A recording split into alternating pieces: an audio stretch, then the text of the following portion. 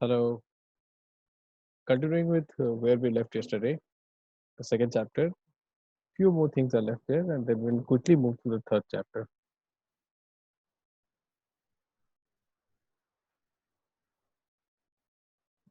And here we are. Now, what is decentralization? We are studying the federal government that we have seen yesterday. Now, what actually is decentralization? You read these lines. In terms of population, Uttar Pradesh is bigger than Russia. Maharashtra is as big as Germany. But these states are different from each other. So federal power sharing in India needs another tier of government below that of the state government. This is the rationale for decentralization of power because there are so many state like Uttar Pradesh, you know, which is bigger than Russia in terms of population, of course, not in terms of area. Russia is bigger than India. So uh, so many people living there. Can you fathom about this fact that a government sitting in Lucknow, the state capital of UP, can take care of each and every district and each and every village of UP or Maharashtra, which is as big as Germany. So that is why we have a more level of government. The democratic decentralization is all about local government, urban local bodies and panchayats, as we know now.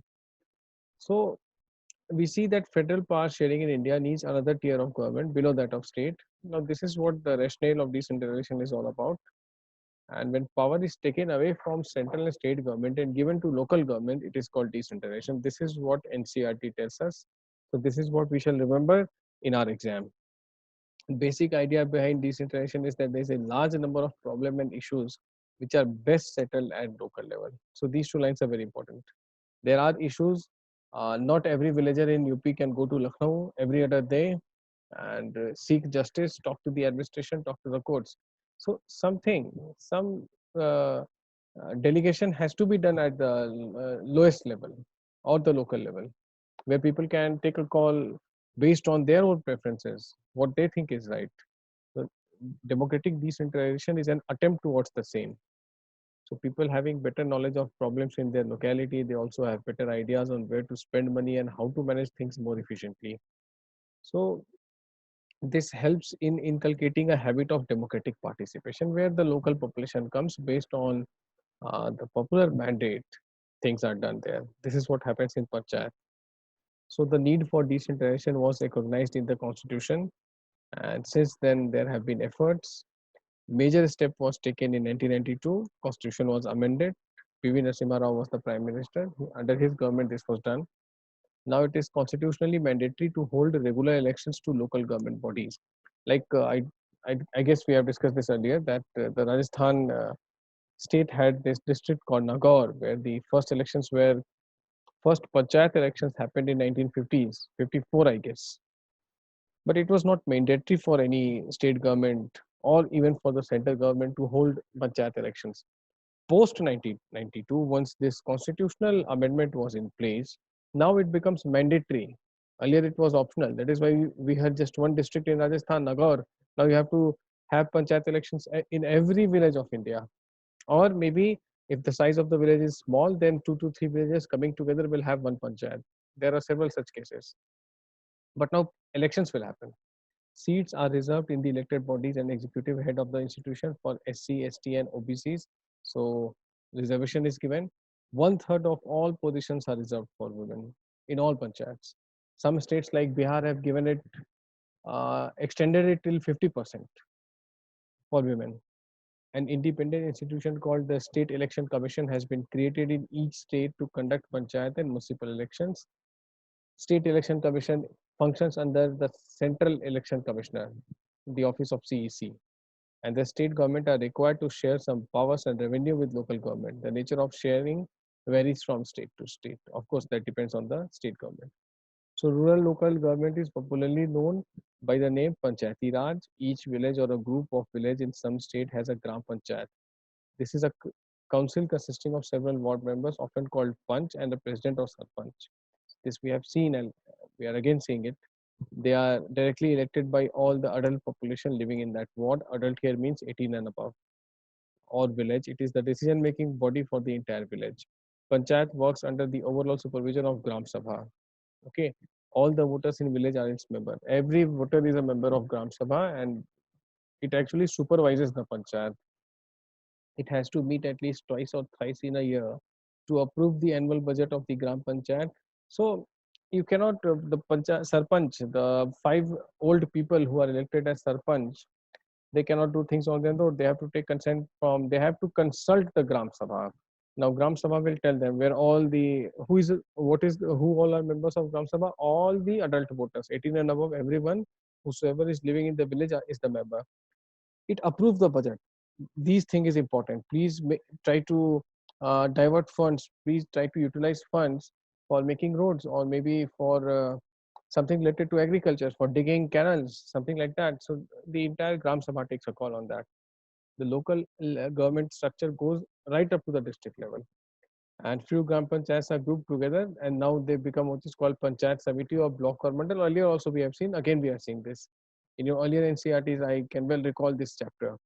The member of this representative body are elected by all the panchayat member in that area, and all the panchayat samiti or mandal in the district together constitute the Jila Parishad or the district. It's at the district level. So block level, medieval, intermediate, highest district level, lowest Gram Sabha Panchayat, Gram Sabha Panchayat, uh, block samiti, Jila Samiti, Jila Samiti or Jila Parishad. Different states have different names.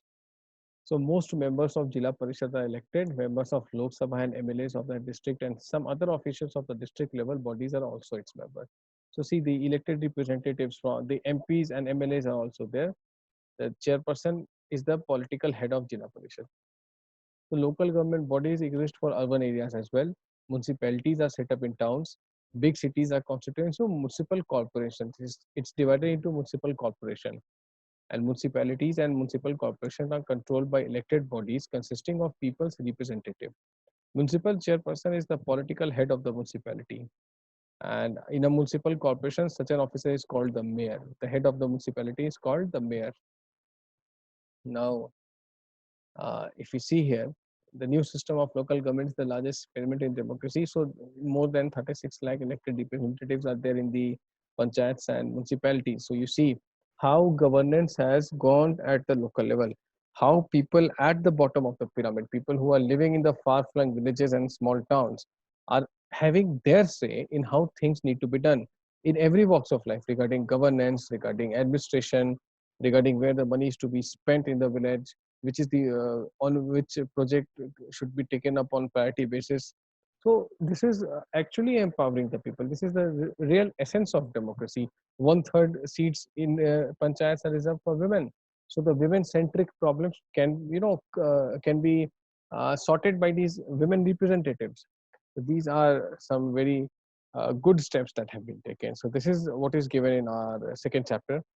Now, federalism is done class 10th level NCERT. Now, let us move to the third chapter, democracy and diversity. This will see a bit, not the, because we have to deliberate upon here. Now, it starts with the story of Mexico Olympics. I'll tell you what happened in Mexico Olympics in 1968. 200 meters relay race was happening. First and second position were backed by these two Americans. The third one was an Australian. Now, these two Americans were black. We are hearing currently post killing of George Floyd in US. A lot of outrage is being done there because racial discrimination, as they say, is being witnessed in US against the black. So these two African American blacks, they bagged first and second prize. You can see in the picture they are holding their fist high, and like this they are doing. Their heads are bowed down. So this fist reflects the black power, is what they said, and they highlighted in Olympic that their country is discriminating. They are facing discrimination in USA because of the color of their skin. Okay, so Olympics, of course, dismissed them because they made a political statement in Olympics. This was for sports, not for some political statement.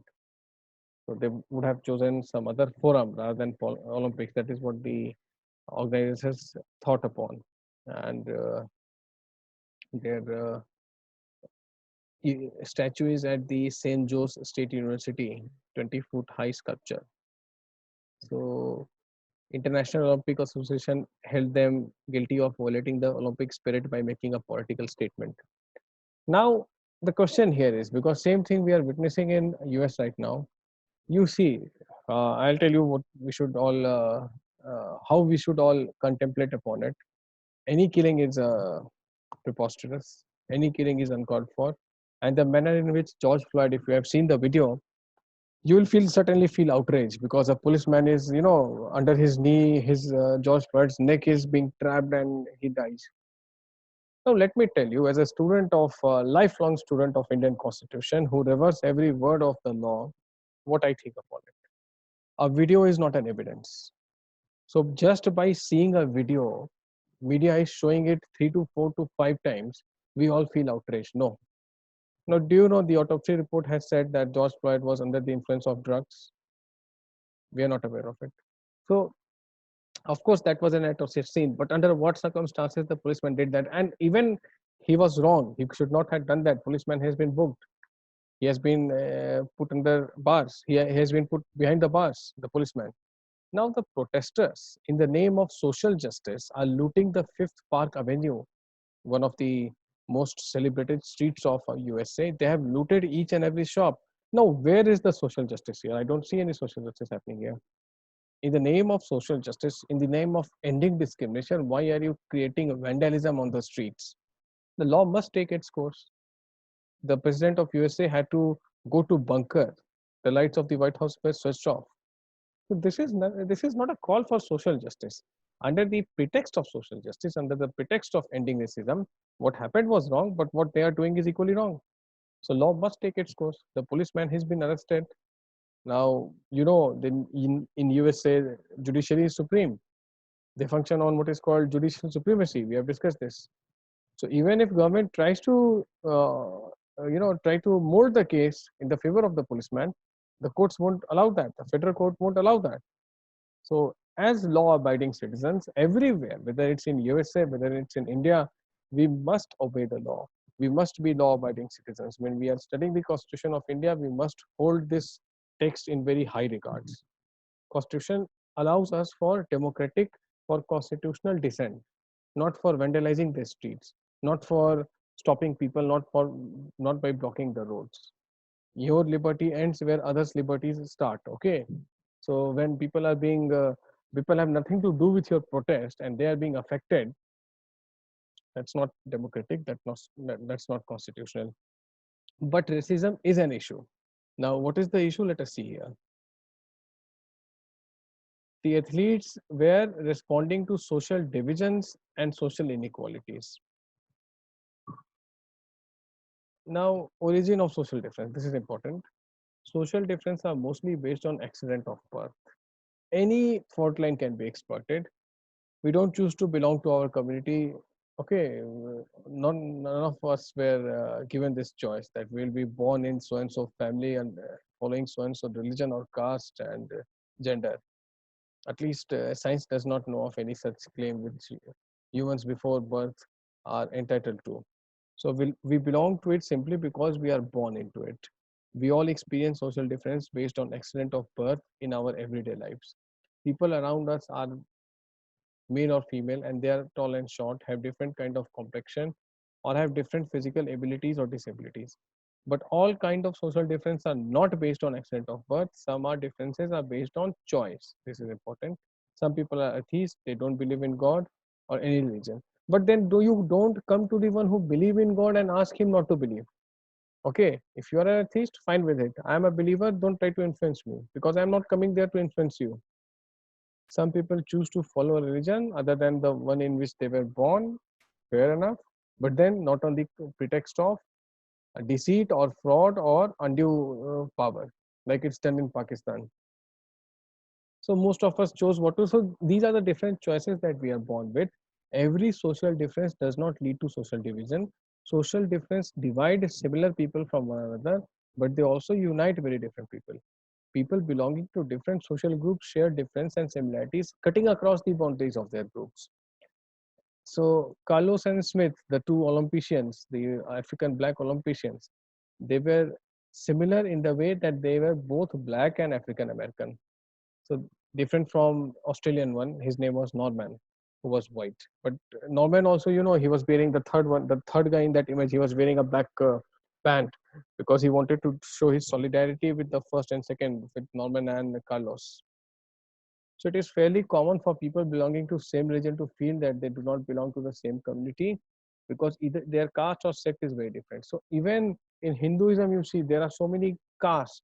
So despite being a Hindu, one can not feel very empathetic towards the fellow Hindu because he or she can be from a different caste or a sect. They can be Vaishnav, they can be Shav, they can be belonging to any other caste.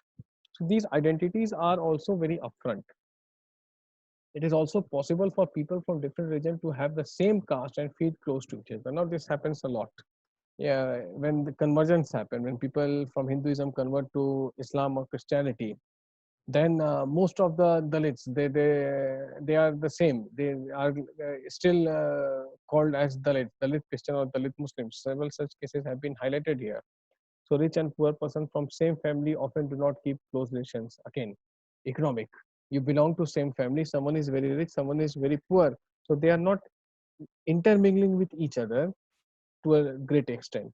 So we all have more than one identity. As I told you, my name is Kanishk Shekhar. I am an Indian. I am a Hindu. I am a male. I am a postgraduate. My education credential, and there are several. I am from Bihar, currently residing in Delhi. So there are certain type of identities that I have, but we all have more than one identities, and it applies to all of you. You all have more than one identity. You are not just a male or a female or Hyderabadi or an Indian. Okay, there is something more attached to you, right? We all have more than one identity, so we have different identities, and there is some overlapping that is happening here. So social division take place when some social difference overlap with the other difference. The difference between the black and white becomes a social division in the US because the blacks tend to be poor, homeless, or discriminated against. So when this is perpetuated for long, when you, because of your certain identity, you remain poor, homeless, or you are discriminated against, then it manifests in the form of what we are seeing in USA right now. Although the manifestation is not entirely correct, as I told you, but then what has been happening since Martin Luther King, but then we had a black president as well, an African American black president in USA for two successive terms. So things are not as bad as we have been seeing on televisions. So in our countries, Dalit tend to be poor and landless. Okay, this is the NCRT approach that they have always taken the example of Dalit, but we firmly know this, and I've already classified, given the answer in the group also, that there are sections other than Dalits who are poor and landless, and there are people in Dalit community who are affluent and doing well for themselves because of their hard work and the constitutional provision that has been made. Both things are there. So they often face discrimination and injustice. Situation of this kind produce social division when one kind of social difference becomes more important than the other, and people start feeling that they belong to different communities. So this is where tensions develop. So if social differences cross-cut one another, it is difficult to pit one group of people against the other. It means that groups that share a common interest on one issue are likely to be in different side on a different issue. Okay. Now they have given this example of North Ireland and Netherlands. Both are predominantly Christian. Religion is same. Divided between Catholic and Protestant. Christianity has two main divisions: Catholics and Protestants. In Northern Ireland, class and religion overlap with each other. So if you're a Catholic, you're also more likely to be poor, and you may have suffered a history of discrimination. Right? The Protestants do not have that, generally speaking, in North Ireland. So we see different fault lines are cutting across each other. And when the common thing happens, see, there is this book, don't read that, just listen to it, Identity and Violence by Dr. Amartya Sen. Now, there he has given an example of an African, South African, Zulu tribe, Kingali sub-tribe. So he's an African, he's a South African, he belongs to Zulu, Kingali tribe and sub-tribe. So when one identity is under threat, then he takes solace in violence. Okay, when he feels that his Zulu identity is under threat, or his Kingali identity, the tribal and sub-tribal identity is under threat, then he takes shelter in violence. So this is what is happening here also, that you are a Catholic and you have been discriminated against. So you think that because I'm a Catholic, I have been discriminated because I'm not a Protestant, and eventually it leads to violent confrontations. So result is that Catholic and Protestants have had conflict in Northern Ireland, as I told you, while they do not do so in Netherlands. Why not in Netherlands? See, we try to understand this. In Netherlands, class and religion tend to crush each. The Catholics and Protestants are about equally likely to be poor. Rich. Why? Because in Netherlands, unlike Northern Ireland, both the Catholics and the Protestants are poor. However, in Northern Ireland, Catholics are poorer than the Protestants. So because you see, we are giving a reason. That is why it is very important to establish equity in the society. I'm not saying that everyone should be equal. No, that's blasphemous. Please try to become equal. That would be a travesty, a tragedy actually, because all of us are differently abled. We all have our own set of strength and weakness. We'll make different fortunes for ourselves. But then something bare minimum has to be with anyone. Food, shelter, and clothing has to be with anyone. Someone can be very rich, someone can be very poor, but not so poor that he cannot take 2 meals a day and die because of starvation.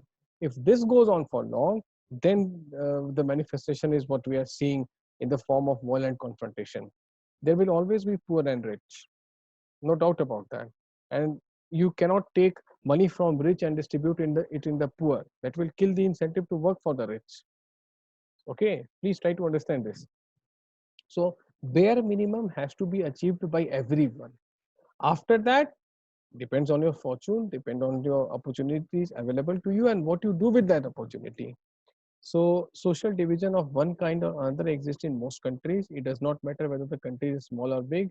India is a very big country. Belgium is a very small country compared to India. Everywhere these things are happening, such as Germany and Sweden, they are homogeneous. Most of the people are similar religiously, ethnically, okay, color wise, all of them are white, all of them are Europeans, all of them are Germans, all of them are Christians. Still, there are tensions going on and undergoing rapid change with influx of people from other parts of the world. Highly homogeneous they were, now they are not so homogeneous. Migrants bring with them their own culture and tend to form a different social community. Again, if as a migrant I go somewhere, I am entitled to practicing what I want. From Bihar, I came to Delhi, and I would, of course, love to see Chhat Puja happening in Delhi also. But I'm not going to force everyone residing in Delhi that you do this, do this. Why? Because if I'm entitled to my culture, people living here are entitled to their own culture. So migrants will bring with them their own culture. But there has to be an assimilation. You cannot force others. Force should not happen. If someone sees that happening and someone comes and bows down with me to the rising sun Lord Sun in Chhat Puja, I'm more than happy. But I cannot bring anyone forcefully and ask them to do what I'm saying. No. So this is because this is where confrontations happen, when we try to superimpose our choices on each other. Otherwise, because of if social harmony is followed, such cases will never arise. Now, let us see further politics of social division, how it affects the politics. So democracy involves competition among various political parties. Their competition tends to divide any society. Yes, different parties are competing. They are having their own vote banks. They are having their core voters. So they are trying to lure their core voters, and this is where some division also starts. So they start competing in terms of some existing social division. It can make social division into political division and lead to conflict, violence, or even disintegration of the country. So after this, we shall see tomorrow. Tomorrow, I guess, is a Sunday. So maybe on Monday we'll have the next class. Now, meanwhile, I'll give you the feedback. I have read all the answers. There is another video lined up for you today, or maybe tomorrow. We'll definitely have it in the group. So everyone, whether you have written any answer or not, please see this video. See the next video, the answer feedback session. because there I will be dealing with several keywords which you will face in your questions and how to respond to it, how well you all have fared in your AWPs. That is also I will sum it up there, and what you need to avoid while practicing AWP. That is also we'll see. So take good care of yourself. Keep working hard and keep studying. Bye. Welcome. Starting with where we left yesterday, the small portion that was remaining in the third chapter, and then we shall quickly move to the fourth chapter of the NCRT.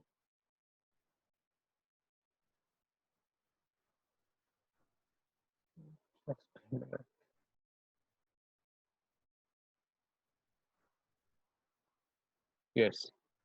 So now this chapter tells us about the three determinants, the three factors that are crucial in deciding the outcome of politics of social division.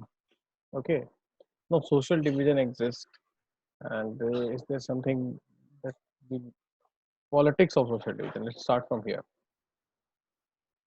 So it would appear that the combination of politics and social division is very dangerous and explosive. This is what gives rise to later on what we call identity politics. And democracy involves competition among various political parties. We have seen this. Their competition tends to divide any society because different parties have different beneficiaries. They intend to serve different beneficiaries. Their target audience at times tend to be very different from each other.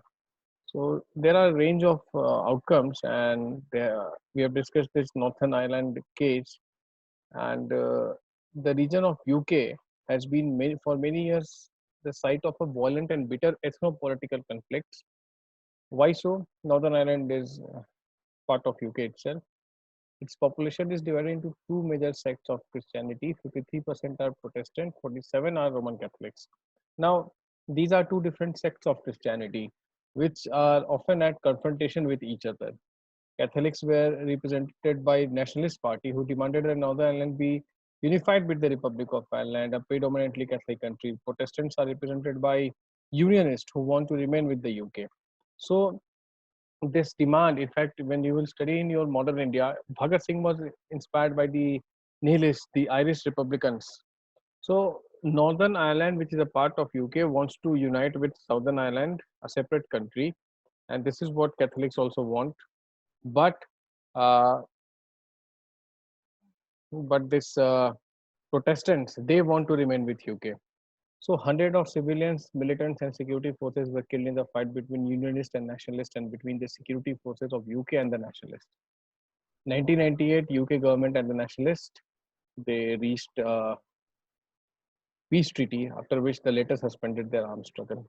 So these things happen. Again, you see, because of social division, confrontations happen. And now we come to what are the three determinants. First of all, the outcome depend on how people perceive their identity. If people see their identity in singular and exclusive term, it becomes very difficult to accommodate.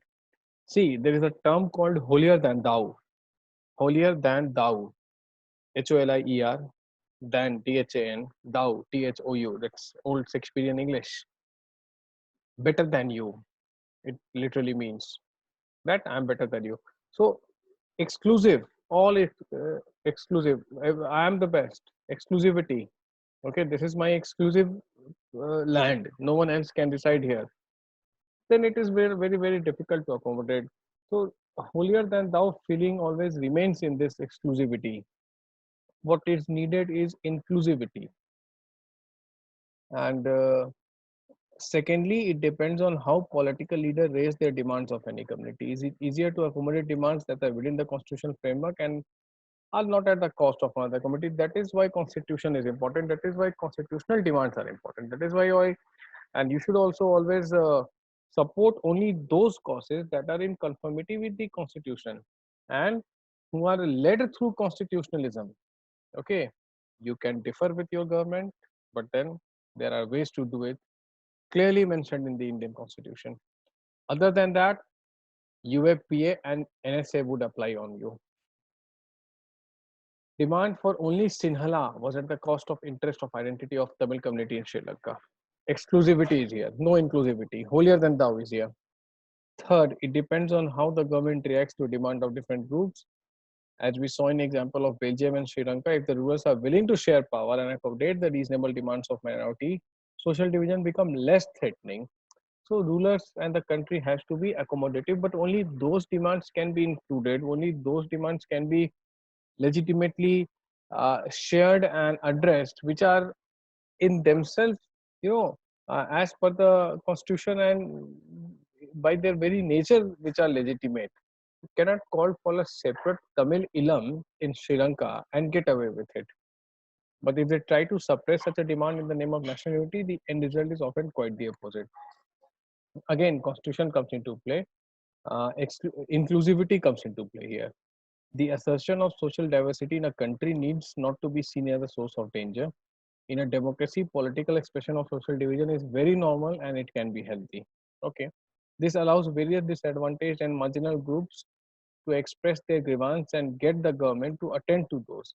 Expression of various kind of social division in politics often result in the cancelling one another out and thus reducing their intensity. But a positive attitude towards diversity and a willingness to accommodate it do not come about easily.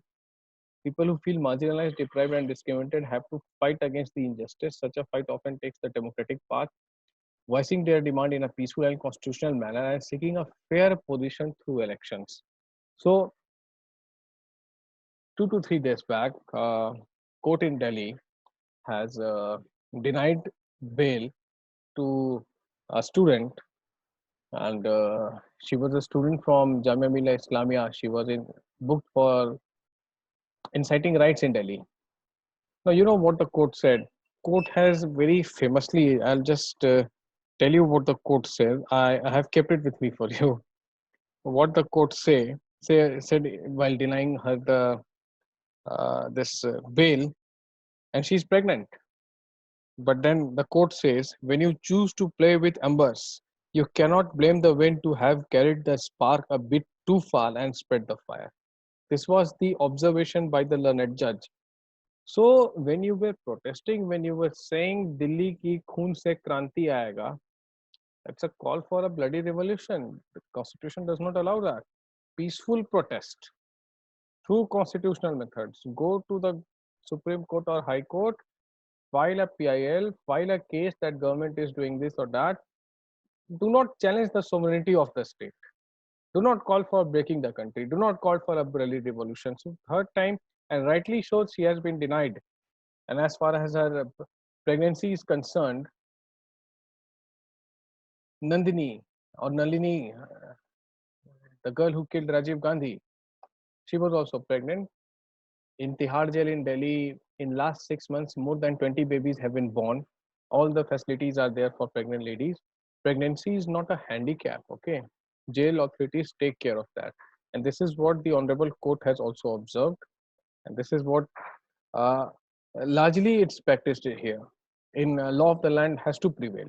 You cannot just get away with inciting violence, and more than 50 people were killed in the Delhi riots that happened post the parliament passed CAA. So this is what the court says, and this is what the government says, rightly so. Positive attitude and all, and the struggle against such inequality sometimes takes the path of violence and defiance of state power. Yes, this is what I was talking about. However, history shows that democracy is the best way to fight for recognition and also to accommodate diversity. This is what the book says. What else would the book say? Book will also say the same thing. Book will never call for no one having a rational set of mind, no one having a logical bent, no one who abides by the Indian Constitution. And this is all about our polity. So it would be really, preposterous for a text to uh, advocate defiance of state power through violence. Constitutionally, all for it. This is what we have to remember every time. And this is what your stand should be in the exam. So this chapter is done. Now moving to the chapter 4. On our screen, we have the chapter 4, religion and caste. Again, very, very interesting things are coming up, gender and politics. Now, gender division.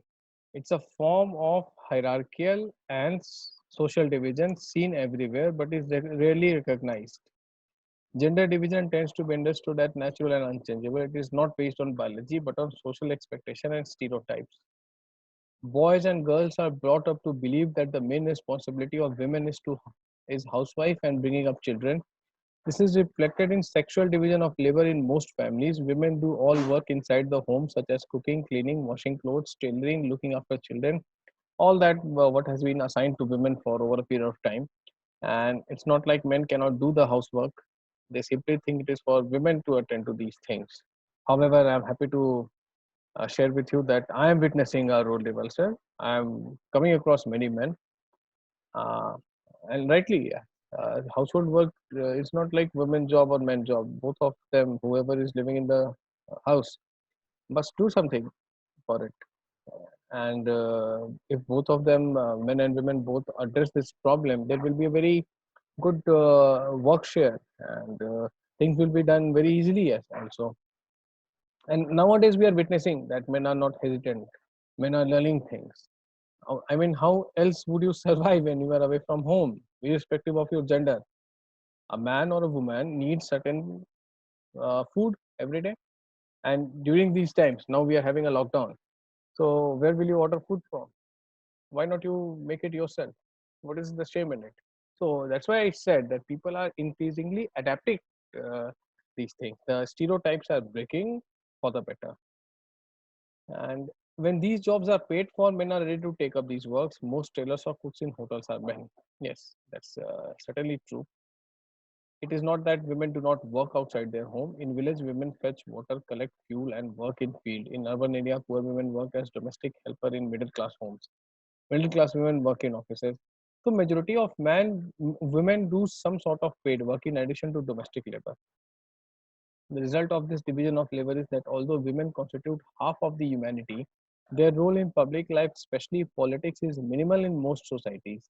Earlier, only men were allowed to participate in public affairs, vote, and contest for public offices. Yes, this even universal adult franchise. India, we have talked about it. India gave it very readily, but not all countries did that. USA took more than 100 years. Europe took almost 100 years to grant women the right to vote. Gradually, gender issue was raised in politics. Women in different parts of the world organized and agitated for equal rights. Now, this is what was the first wave of feminism. Uh, you will study this in your option paper. There are four waves of feminism. So, not discussing it here. These movements were called feminist movement. So, of course, from first wave to fourth wave, much water has flown in the Arabian Sea and Bay of Bengal. We'll see those things when time comes. Political expression of gender division and political mobilization on this question help to improve women's role in public life. We now find women working as scientists, doctors, engineers, lawyers, managers, and college and university teachers, which were earlier not considered suitable for women. And let me tell you something very interesting. Uh, have you heard about CCS? Okay, let us. You have not heard about it. CCS is Cabinet Committee on Security. Four ministries, four ministries of government by India, headed by the Prime Minister, combines CCS, which means PM plus four ministries. Who are these four ministries? Finance Minister, Defense Minister, Home Minister, External Affairs Minister. The four most important portfolios headed by the Prime Minister comes to be known as CCS, Cabinet Committee on Security. You have to study this later on, but I'm telling it to you here. Now, post independence, only two times women have been holding two of these four posts. Late Sushma Swaraj and Nirmala Sitharaman. Mrs. Nirmala Sitharaman, EAM and Finance Minister, were in CCS. First time after independence, the only time it happened was during Indira Gandhi when she was herself the defense minister. So, because one individual was into two roles, so that would not be really counted. But post independence, only for the first time, two women were in CCS.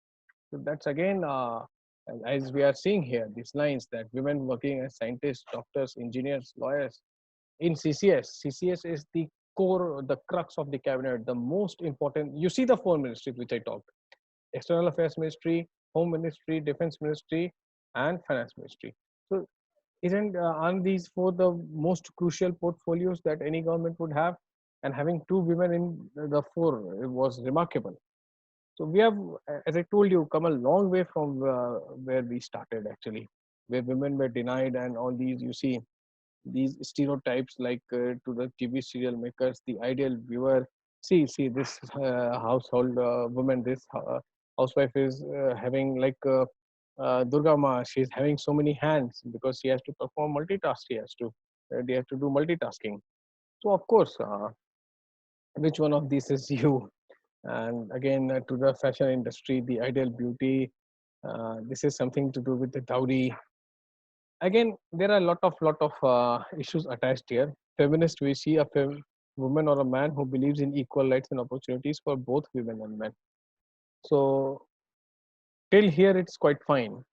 But there are other things that we will discuss here. I'll tell you something more which is not there in the chapter in the next session itself. So let us stop it here. And tomorrow I'll finish this chapter. We'll discuss all the aspects attached to this religion, caste, politics, and women issues. And please, until then, keep revising, keep learning, keep writing. As I told you, I hope all of you have seen that feedback videos, and it would certainly, I think it was of some help to all of you. So, ending it here, we shall be tomorrow again. Take good care.